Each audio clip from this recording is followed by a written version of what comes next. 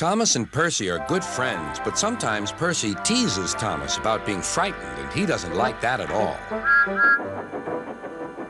One evening, he was dozing happily, but Percy wanted to talk. "Wake up, Thomas. Are you dreaming about the time you thought I was a ghost?" "Certainly not. Anyway, I was only pretending to be scared. I knew it was you, really." Percy went on teasing him. "I hope the guard leaves the light on for you tonight." "Why?" asked Thomas. "I quite like the dark." "Oh, really?" exclaimed Percy. "I am surprised. I always thought you were afraid of the dark. I wonder why." Thomas decided to say nothing and went to sleep instead. Next day, Sir Topham Hatt came to see him. "I would like you to go to the harbor tonight. You have to collect something rather unusual." "What sort of something?" asked Thomas. "Wait and see," replied Sir Topham Hatt. Meanwhile, Percy was moving freight cars into a siding. Henry arrived with his goods train. The signalman changed the switches, and Percy waited on the siding until Henry had steamed by. Then there was trouble. "The switches are jammed," called the signalman. "I can't switch them back for Percy. The workmen will have to mend them in the morning. It's too late now." Said Percy's driver. "I'm sorry, Percy, but you'll have to stay here for the night." "Where are you going?" asked Percy. "Home for tea," replied the fireman.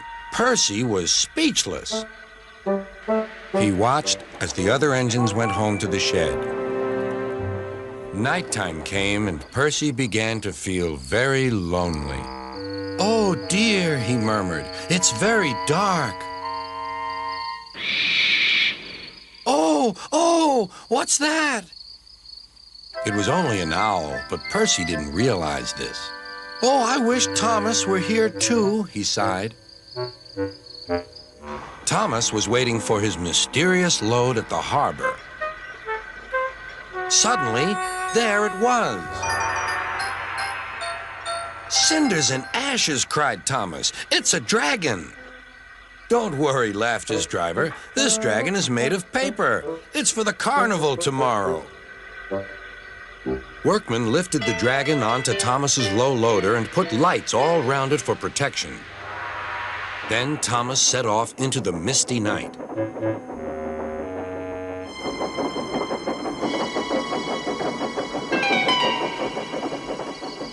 Percy was asleep on his siding and had no idea that Thomas was approaching him.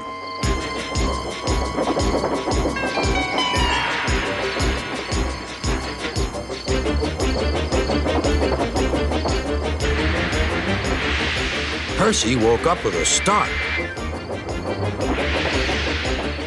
"Help!" cried Percy. "I'm not going to open my eyes until my driver comes."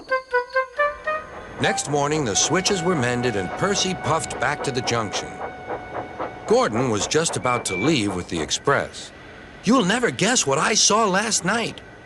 Gordon was in no mood for puzzles. "I'm a busy engine. I don't have time for your games." "I've seen a huge dragon. It was covered in lights." Gordon snorted. "You've been in the sun too long. Your dome has cracked." When the other engines heard the news, they laughed too. "Look out, Percy," chuckled James, "or the dragon may gobble you up." "No one believes me," huffed Percy. "Maybe I did imagine the dragon after all." But Percy soon found out that he hadn't. "Help! Save me!" cried Percy. "It's all right," whistled Thomas, and he explained about the carnival. "By the way, how was your night out?" Percy decided to tell Thomas the truth. "Well, Percy," said Thomas, "maybe we do get scared sometimes, but if we're not afraid to tell each other, then that means we're quite brave, too."